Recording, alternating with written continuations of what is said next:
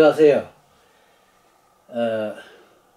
한동안 현직에서 물러나서 나름대로 저 연구하는 데 몰두했습니다만 현재 국내뿐만 아니라 해외도 전부 어려워진다 그래서 봉제산업이 좀 더 새로워질 수 있는 방법을 찾아야 되겠다는 생각에서 나름대로 과거에 제가 그 공장 자체를 기술 지도한답시고 다닐 때 그때 느꼈던 일들 그리고 앞으로 우리가 어떻게 변화해 갈 것이라는 것을 염두에 두면서 새로운 제안을 여러분들에게 좀 드려야 되겠다. 그리고 반드시 그렇게 되면은 살아날 수 있다는 그런 생각에서 오늘부터 한 기간이 좀 걸리겠습니다만은 조금씩 새로운 방법들을 여러분들 제시해 드릴 예정이에요. 그래서 그것을 여러분들 생각하고 뭐 동떨어진 생각이 된다면 모르겠습니다만은 그 가능성이 있다고 생각하거든 반드시 실행에 옮겨주시면 좋겠습니다. 우선 지금 우리가 해야 할 일은 전통적으로 해오던 그런 생산기술 기반 그 자체에서 벗어나야 돼요. 그간 쉽게 말해서 작업하는 사람들 개개인의 기능도나 작업하는 사람들 개개인의 노력도나 그 사람들의 판단 여하에 따라서 생산성이 결정되는 그런 체제에서 계속 우리가 이어왔다고 봐도 과언이 아닙니다. 작업하는 사람들의 기능이 우수하고 그분들이 열심히 일해주고 그분들이 현명하게 판단해 주기를 기대하면서 생산활동을 전개해왔던 건 어쩔 수 없는 그 당시에 옛날에 방법이겠지만은 그것이 생산성을 향상시키는 데는 전혀 역행하는 꼴입니다. 생산성 향상이라는 것이 어떻게 해야 된다는 그 자체를 바로 우리가 알아야 돼요. 옷 한 장 한 장을 빨리 그 개인이 만든다고 해서 향상되는 것이 아닙니다. 우선 근본적으로 염두에 둬야 할 그 일하는 사람이나 관리하는 사람이나 사장님이나 꼭 항상 머릿속에 엮고 있어야 될 문제가 제조하는 데 소요되는 시간을 지금보다 덜 걸릴 수 있게 해야 되겠다. 그것이 가장 생산성 향상의 지름길이다. 이걸 염두에 두세요. 옷을 한 장 만들어내는데 걸리는 시간이 더 짧게 걸릴 수 있다면은 그만치 생산량은 늘어나는 거고 더불어 질도 좋아지는 겁니다. 그러기 위해서는 소위 그 공정이 너무 많아가지고 전 공정을 전부 수용해 나가는데 흘러가는 거리도 멀어지고 흘러가는 과정 머물러야 되는 시간 흐름이 신속히 되질 않고 어느 한 곳에 쌓여 있어서 짓지 않은 시간 이런 모든 것이 주어진 근로시간에 다 포함되는 것이고 하루라는 그 일과 시간 안에서 소모되는 것들이니까 그러한 시간을 우선 배제시켜야 되잖아요. 이게 옷 만드는 데 걸리는 시간을 덜 걸리게 하는 하나의 또 방편이에요. 그래서 흐름을 빠르게 유지시켜 주는 것 그리고 공정 수를 줄여야 돼요. 옷을 한 장 만드는데 제품에 따라서 다 다르겠습니다만은 뭐 예를 들어서 앞단을 말아 박아준다. 말아 박아준 그 단 위에 단추를 달아야 될 구멍을 뚫어준다. 단추를 달아준다. 그리고 주머니를 달아준다. 이런 과정이 그 재봉틀이나 그 특수 어떤 설비에 의해서 이루어지는 것 외에 옷을 한 장 만들고 어느 공정을 하나 수용할 때 집어와야 되는 과정. 집어온 상태에서 노루발에 물려서 박음질을 해야 되는 상태. 그리고 박음질이 끝났을 때 다음 공정으로 옮겨 놓아야 되는 과정. 이렇게 집어서 박아서 놓고 다시 집어서 박아서 놓고 하는 이 과정이 다 옷이 만들어지는데 소요되는 시간이 아니겠습니까? 집어오는 과정이 없이 박기만 하면 놓으면 되는 이 집어오는 과정을 하나 줄이면은 그마치 그 공정에 소요되는 시간이 짧아지는 거죠. 그리고 이 공정 자체를 안 해도 되면 더 짧죠. 예를 들어서 단추를 다는 과정이 있다. 그것도 요즘 여성들 뭐 패션이 다양해지니까 가끔 보게 되는데 앞 단에 단추를 27개씩 다는 작업도 있어요. 제가 몇 년 전에 아오모리 현에 잠시 초청받고 간 적이 있습니다. 그래서 그 현장이라는 분이 저를 강의하기 전에 자기 지역에 있는 공장을 한번 둘러보시겠습니까? 이래서 아유 감사합니다. 그리고 따라가 보니까 이 원피스 공장이더라고요. 근데 물에 단추가 27개나 달렸어요. 쭉 옷에. 그래서 그 27개나 달린 단추를 다는 것이 큰일이더라고. 그래서 그걸 달기 위해서 우선 단추를 달아야 될 위치를 사전에 연필로 전부 표시를 해줘. 27구멍을 뚫어놓고 그거 갖다 대고 연필로 구멍마다 표시를 해서 넘겨주면은 그걸 가지고 그 표시된 자리에 단추를 다는 일을 작업자가 하도록 하는데 가만 보니까 참 그거 좀 내가 생각에는 잘못됐다 이런 생각이 들었어요. 그 단추를 달아줘야 될 위치를 사전에 표시해 주는 것도 하나의 공정입니다. 그 과정이 없이 그 다음 과정을 진행될 수 없는 상태니까요. 그래서 아 이건 안 해도 되는 걸 이 사람들이 하는구나. 오히려 그걸 표시를 해주면 더 정확한 위치에 달리질 않겠다. 그런 걸 제가 알았어요. 여러분들 한번 생각해 보세요. 이 단추를 다는 위치를 표시해 주기 위해서는 소재를 깔아놔야 되고 그 위에 취공구, 소위 그 대기가다 같은 것을 제 위치에 포개해서 거기다가 연필로 표시를 다 해주고 나서 걷어내고 또 깔고 또 포개고 또 점을 찍고 또 치우고 이런 과정을 거치는 사람이 여러 명이 해. 내가 보기엔 한 10명 될 것 같아요.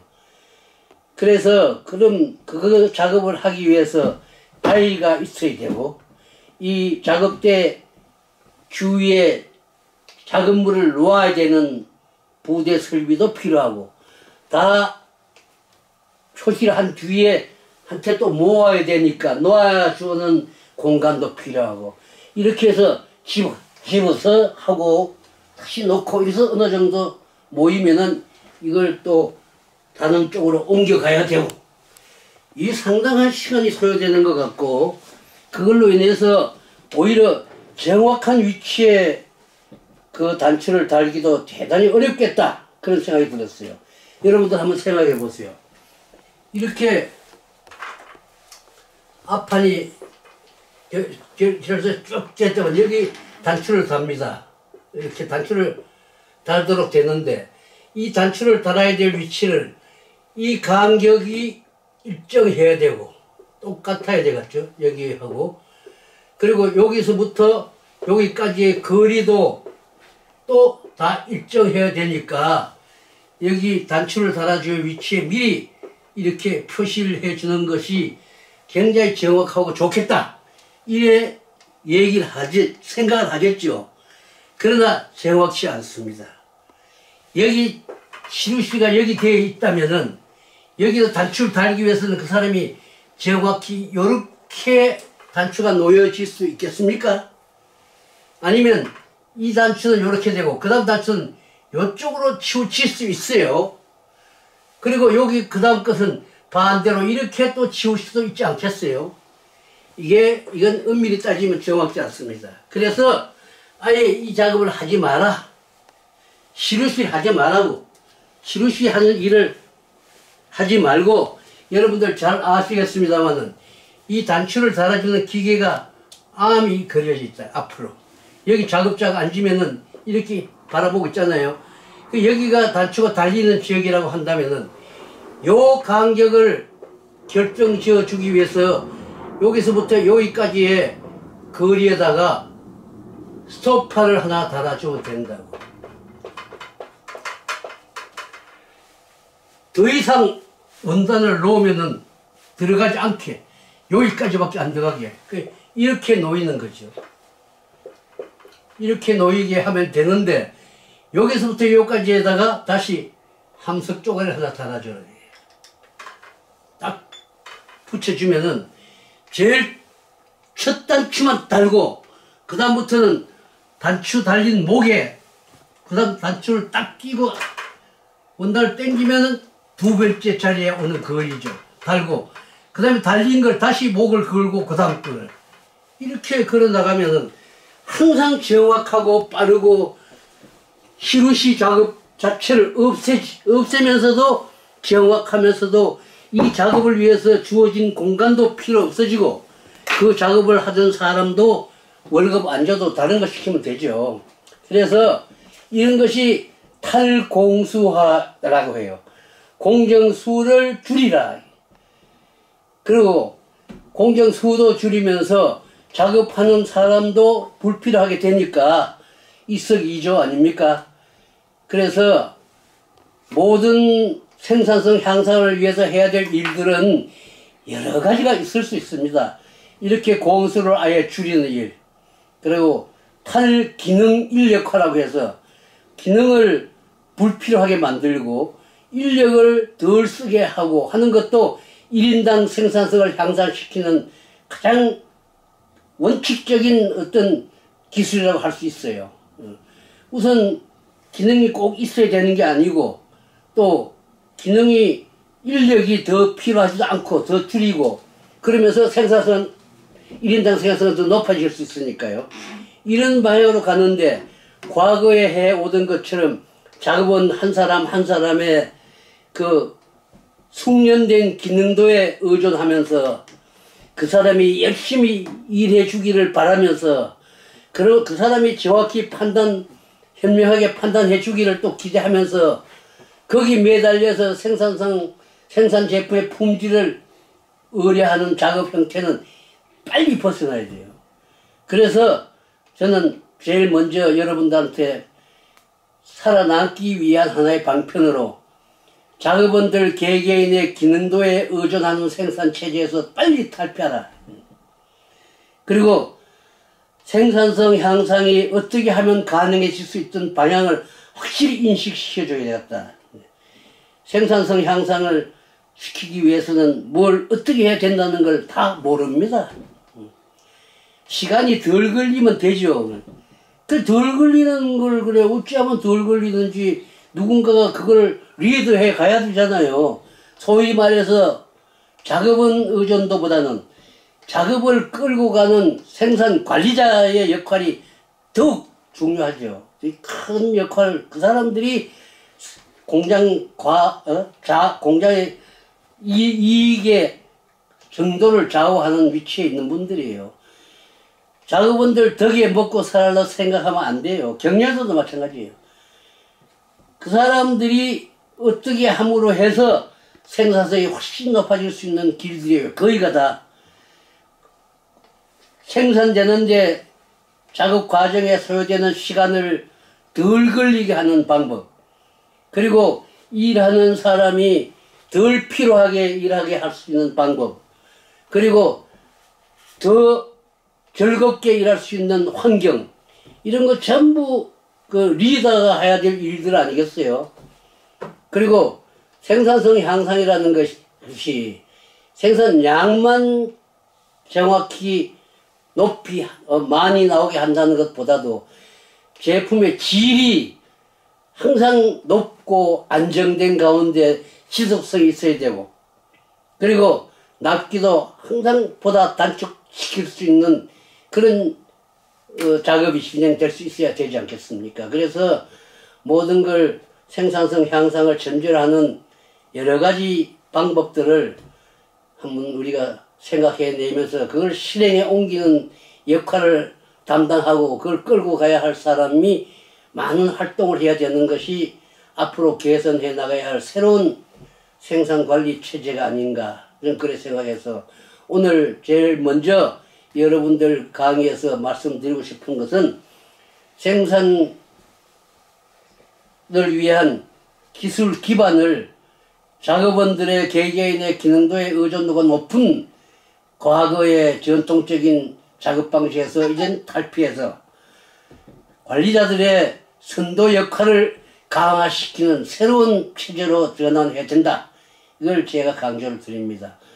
생산 관리자의 역할이라는 게 보다 덜 힘들이고 보다 더 좋은 제품을 보다 많이 쉽게 생산해내는 이런 방법이나 기술을 선도해가는 분들이 관리자들이니까 그분들의 역량이 생산성 과부에 크게 좌우되는 거니까 그걸 염두에 두시고 지금부터 생산 관리자의 역할에 의해서 이루어진다는 것을 명심하시고 그분들의 노력, 그분들의 능력을 강화시키는 일을 빨리 시작해야 될 것 같습니다. 그래서 제가 관리자 능력 향상을 위한 교육 훈련을 뭐 꽤 오래 했어요. 뭐 한 20년 가까이 했으니까요. 그래도 그 사람들 새롭게 바꿔지질 못했어. 그동안 보면은 그저 옛날에 하던 식으로 계속 되풀이해 나가는 거지 강력히 이걸 밀고 나가야 되겠다는 생각을 못했어요. 그래서 못한 이유가 있어요. 그 작업하는 사람들이 따라오질 않아. 새로운 거 만들면은 아예 그러면 귀찮아해요. 그래서 생산 결과에 따라서 작업하는 사람 자신도 내가 생산성이 향상되는 상태에서는 더 나은 대접을 받을 수 있다. 생산성이 높아지면은 나 개인에게도 확실히 더 나은 급료가 보장된다.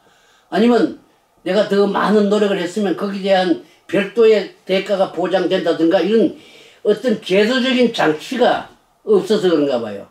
뭐 일을 하든 열심히 하든 뭐 그렇게 열심히 하지 않든 간에 나에게 월 얼마는 보장이 되는 거니까 뭐 그렇게 시간만 때우면 되는 것처럼 인식하는 것이 결국 작업이 생산 기반이 자꾸 발전되고 회사가 성장하는데 뭐 크게 도움이 못 되지 않았어요. 지금 내가 생각하기에는 그 임금 체제도 바꿔야 됩니다. 일하고 싶어 환장하는 그런 체제로 바꿔야 돼요. 내가 더 열심히 하면은 그만치 나에게 세장도 많이 보장된다는 것이 전제되어야 돼요. 제도적으로 장치가 되어 있으면은 보다 더 열심히 할 필요를 느끼잖아요. 이런 것이 개혁을 해야 될 하나의 방향이 아닐까 저는 그런 생각이 들어요. 그래서 생산성 향상이 가능할 수 있는 길을 확실히 제가 이 강의를 통해서 제시해 드릴 예정이고 그리고 새로운 제도를 어떻게 구축해야 되고 그 제도를 운영해 나가는 데 필요한 지식을 제가 따로 공급해 드릴 예정입니다. 그래서 금년에 이 강의를 언제 끝내게 될지는 모르지만은 이 생산성 향상을 전제로 지속적으로 안정되고 그리고 발전이 이어나갈 수 있는 새로운 체제를 구축하는 일에서부터 그 일을 수행해 나갈 수 있는 능력을 제가 배양해내는 일까지 한번 해볼 작정이거든요. 그래서 꾸준히 이 유튜브에 실은 이 내용들을 제가 말솜씨가 좀 서툴어서 매끄럽진 못한데 뭐 어쨌든 뭐 제가 아나운서는 아니니까 그거 좀 다들 보고 따라 주시면은 되겠고 정 불편하신 분은 이해가 안 되는 분은 저한테 메일로 이제 보내주시면은 제 메일 넘버 다 알려드릴 테니까 그리 연락하면 제가 가서라도 설명을 해드리겠습니다. 돈은 일체 안 받으니까 한번 시간 내서 한번 보세요. 저녁에 퇴근하시고 돌아와서 한번 제 내용을, 강의 내용을 한번 읽어 좀 들어보시면 좋겠어요. 지금 뭐 교육시킨다고 해서 언제부터 언제까지 관리자 세미나를 개최한다 오세요. 미안해요. 그 사람들도 얼마 안 되는데 관리자를 끌어모아 가지고 뭐 몇 시간이 됐든 가르치면 좋지만은 거기 시간 다 낭비하는 것 같아서 공장 또 엉망이 되잖아요. 그런 점도 있고, 그리고 낮에 뭐 작업도 바쁜데 말이지 그게 되게 교육이 제대로 되겠습니까? 그래서 아예 저는 밤에 시간 날 때 오늘이 아니라도 내일이라도 열면 볼 수 있게끔 들을 수 있게끔 그런 지금 교육 프로그램을 개발한 겁니다. 우리 친구가 손수의 찍어주는 역할을 하고 있어요. 자기가 좀 더 선명하고 명확히 알아듣게끔 화면도 잡아주고 한다 그래서 한번 서툴지만 한번 해봅니다. 그래서 전 세계 여러 나라에서 제끼에 지도받은 공장들도 있지만 지도받지 않은 공장도 있습니다. 상관없어요. 의류 제조 산업이 없이 세계의 사람들이 살아남겠습니까? 그리고 앞으로 의류는 무지무지하게 전망이 밝습니다. 뭐 여러 가지 지금 해야 될 일들이 많은데 우선 생산성 향상뿐만 아니라 제품의 새로운 품질 내지는 새로운 성능을 개발하지 않으면 살아남기 또 어려워요. 새로운 기능의 제품을 만들어야 되는 일도 끊임없이 해야 됩니다. 제품 자체가 기능이 있어야 돼요. 뭐 물이 안 들어와도 하나의 방수 기능이 되겠죠. 뭐 햇빛에 입으면은 뭐 선선한 맛이 나는 옷이 또 개발되면 그것도 하나의 기능이 되는 거 아닙니까? 그 구명복 같은 거 만드는 분들도 물에 뜨면은 되는 줄 아는데 물에 뜨면 어떻게 그게 됩니까? 물에 뜨면은 좀 수명이 길어질 수 있겠지. 잠깐 빨리 안 죽겠지요. 그러니까 물에 뜨는 것으로 구명복이라는 이름은 붙일 수가 없습니다. 다 죽어요.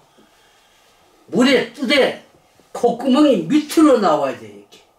콧구멍이 밑으로 향한 채로 떠야 돼요. 그래 숨을 쉬지 그래.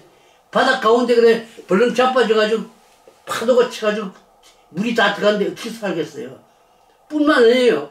구명해주러 왔다고. 구조해주러 온 구조대들이 쉽게 발견할 수 있어야 돼요.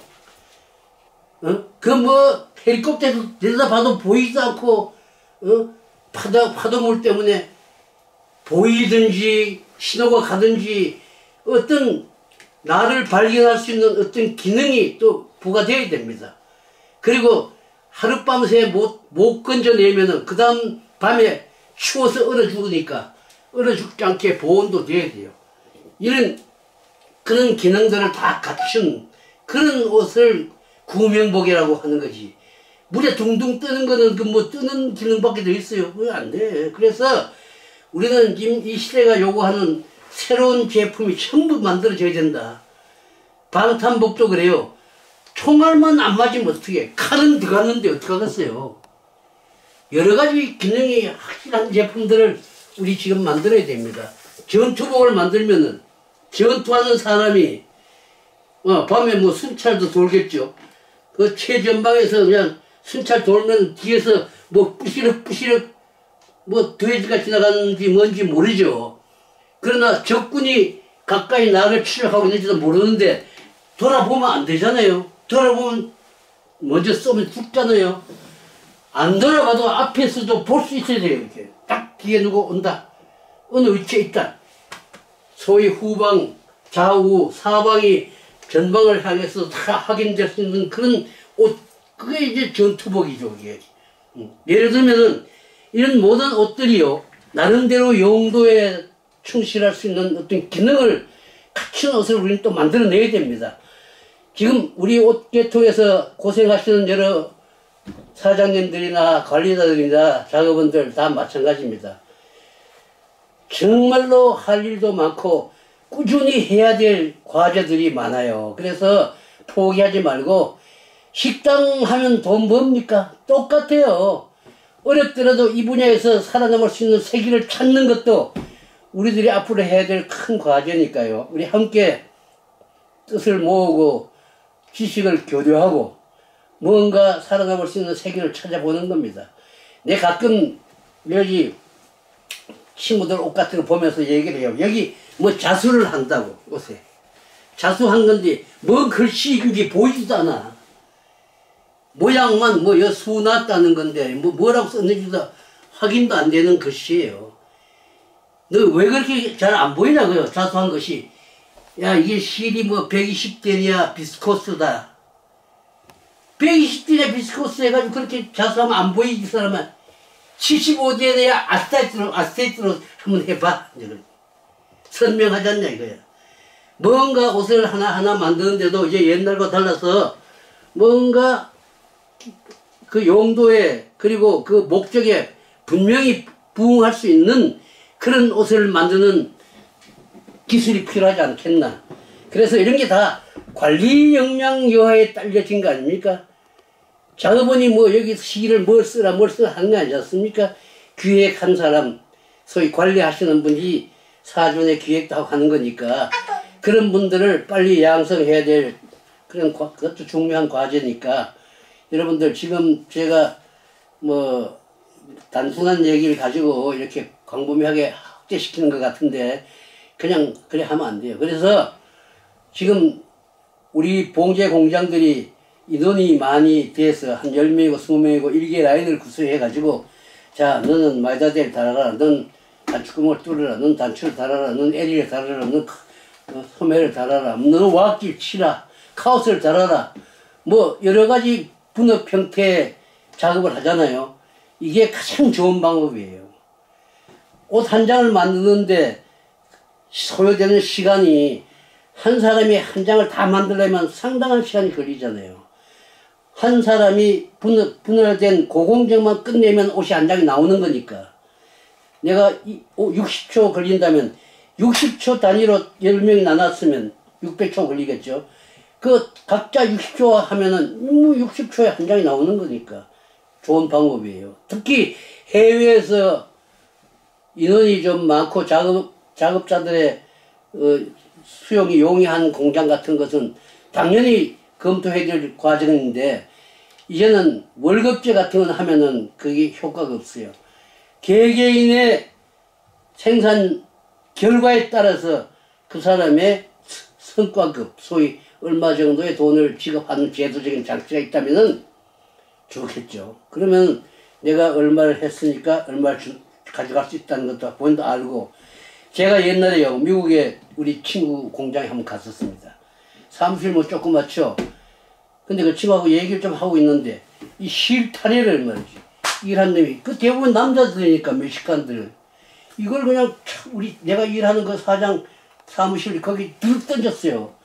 그래 우리가 깨졌다고. 근데 사장이 가만히 있더라고. 야 너 왜 가만히 있냐? 놈 자식 누구야 지금? 그러니까 가만히 있어야지 뭐. 왜 그래? 그러니까 이 봉사가 말이지 한국제로 바꿨다는 거야. 전에 미제를 쓰다가 한국 업자가 와서 자꾸 자기 거 좀 써달라 그래서 바꿨더니 가격을 쌌는데 잘 끊어진대.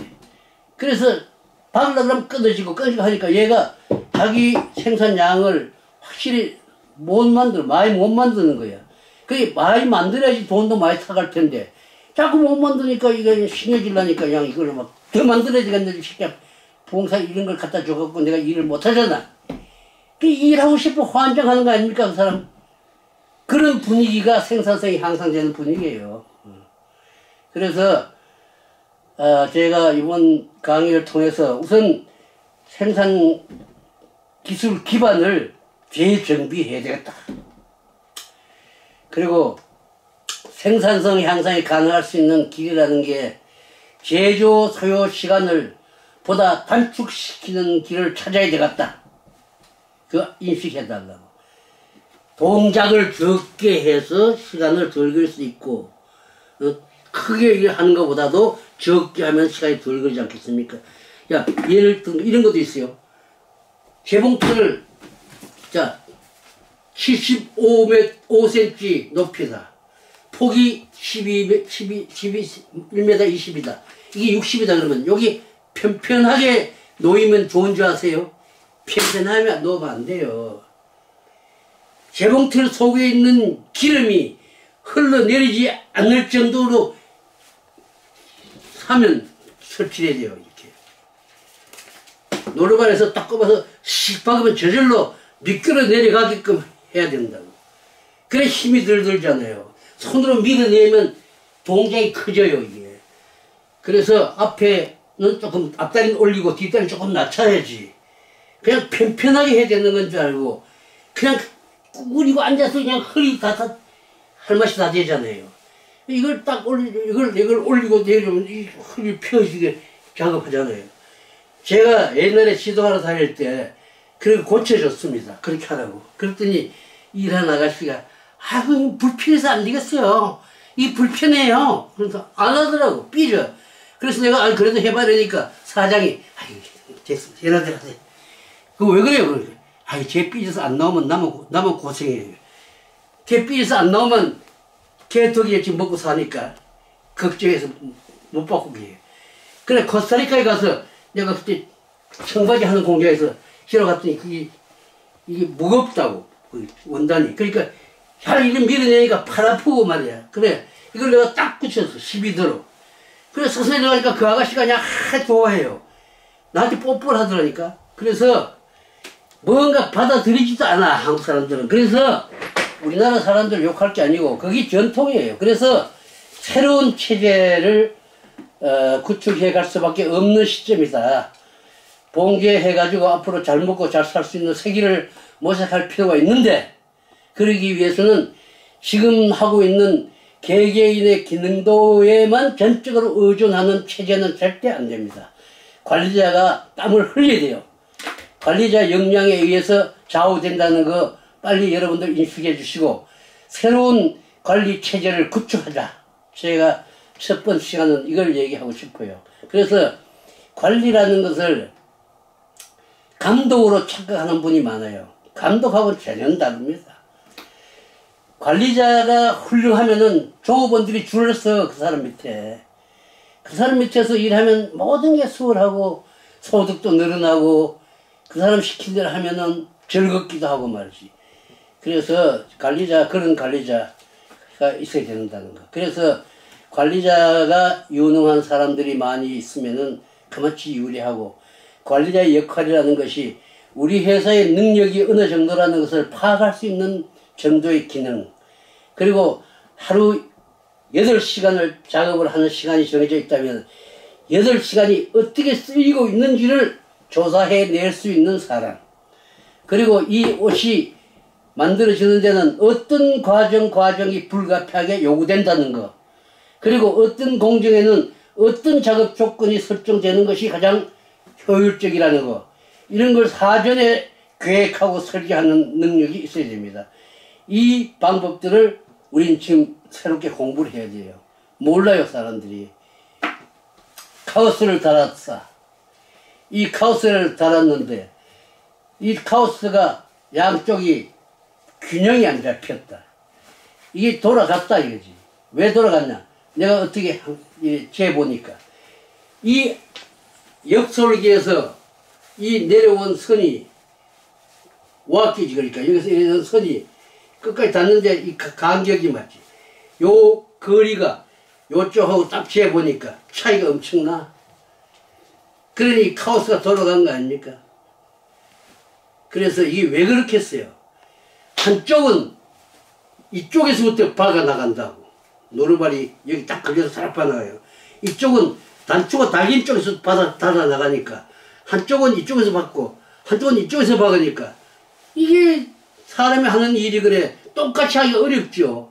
이래서 생기는 일이에요. 그래서 노루발이 양쪽으로 옮기는 거 노루발 이용하면 괜찮잖아 이게. 예를 들면 그래도 돼요. 뭐 이걸 끝까지 똑같이 하려고 뭐 주름을 몇 센치로 어디서 잡아야 되고 따질 것 없어요. 모든 것은 현재 그대로 그 방법을 쓰면 그대로 되는 거니까 새로운 방법을 찾는 거, 그런 설비를 개발하는 거, 그런 아타치먼트를 또 우리 연구하는 거, 활용하는 거, 이게 참 필요한 게 많잖아요. 그래서 뭐 안타까운 점도 많아요. 우리 딸도요, 둘째 딸은 봉제 전문가입니다. 대학교 떨어졌어요. 몇 번 2차도 떨어졌다고. 그래서 내가 뭐 나한테 권하는 건 좀 네가 싫을지 모르겠는데, 이 옷 만드는 기술을 배워봐라. 이거 절대 필요하다. 그래서 제가 공순위를 하는 말이냐 얘기를 했었죠. 그래도 그렇게 생각하지 마. 누구나 할 수 있는 거예요. 그래서 네가 이걸 기술로 옷을 하나 만들 수만 있다면은 내가 미국에 가서 공부할 수 있는 기회를 만들어줄 테니까 한번 해봐라. 1년 7개월에 숙녀복 하나 만들었어, 걔가. 그래서 바로 미국 보여. 미국에 재봉틀 기술자가 공장에 취업하는 건 쉽죠. 한국 사람들이 다 하니까. 그래서 이제 LA에 있는 캠브리지라는 회사에 보낸 겁니다. 그래, 걔 가서 열심히 하니까 다른 애들이 볼 때, 야, 얘 1년 7개월밖에 경험 안 하는데도 제일 잘한다, 이거야. 그래서 어떤 사람이 걔를 데려갔어요, 밤에. 데려가가지고 샘플 공장으로 데려가서 같이 일을 하기가 한 모양이에요. 그리고 거기서 걔가 돈을 많이 벌었어요. 그래서 학교 들어가겠다고 연락이 왔더라고. 아니, 한국 대학에서 떨어진 애가 거기서 뭘 또 학교를 들어가냐? 내가 그런 생각 하지 말고 일은 열심히 하라. 그랬더니, 잘 갈 수 있다. 자기 고등학교 졸업증명서 영문으로 해서 보내달라 그랬어. 내가 편히 썼어요. 대학 갈 생각 하지 마라. 하지 말고 봉제 기술학교가 있거든, 가라. 그래서 내가 디자인 학교라는 게 뭐 있다 그래가지고 패턴과를 가라 그랬어요. 패턴과. 그래서 FIDM인가 그거 들어갔어요, 걔가. 그 패턴과 나왔다고, 2년간. 그래, 패턴사로 딱 취직하니까, 패턴사로 하니까 그 디자이너들이 말이야, 백인들인데 어쩌고 해달. 이건 네 디자인, 네 생각이지. 이건 작업할 수 없는 방향이야. 이거 안 돼. 패턴도 못 떠. 그렇게. 막 이렇게 얘기 싸우고 그랬어. 다시 들어가가지고, 싸우기 싫다고 들어와서 다시 디자인과 또 6개월만 더 하면 된다 그래서 맞춰서 디자인 돼가지고, 디자인으로 뉴욕에 가서 취직을 했다고. 그 조금 돼서 지금은 세계 제1위가 됐어요. 1위라는 건 걔 실력 1위가 아니고 회사가 메시 백화점이면 1위 아닙니까? 거기에 수석 디자이너라고. 한국 사람이 그만하면 많이 한 거지. 월급이 얼마나 많은데. 그래서 의류 산업 분야가 갈수록 전망이 지금은 흐려 보여서 모두 떠나는 판인데 그러면 안 된다. 좋아질 수 있어요. 그리고 새롭게 만들어서 새로운 각도로 모든 걸 전개해 나가기로 생각한다면 또 될 수가 있습니다. 그래서 세계 여러 나라들 지금 베트남도 잘 안 된다 그러고 인도네시아도 어렵다 그러고 중국도 어렵다 그러는데 어렵지가 않아요. 지금 상태에서 맞는 체제를 구축하면은 또 되는 거예요. 그래서 여러분들 오랫동안 전통적으로 해오던 방법에서 빨리 탈피해서 관리 역량에 따른 생산 체제로 전환하는 일을 여러분들 좀 권하고 싶으니까요. 그래 아시고 다음 시간에 또 한번 제 새로운 얘기를 좀 전해 드리겠습니다. 자, 오늘 강의는 이걸로 마치겠습니다. 감사합니다.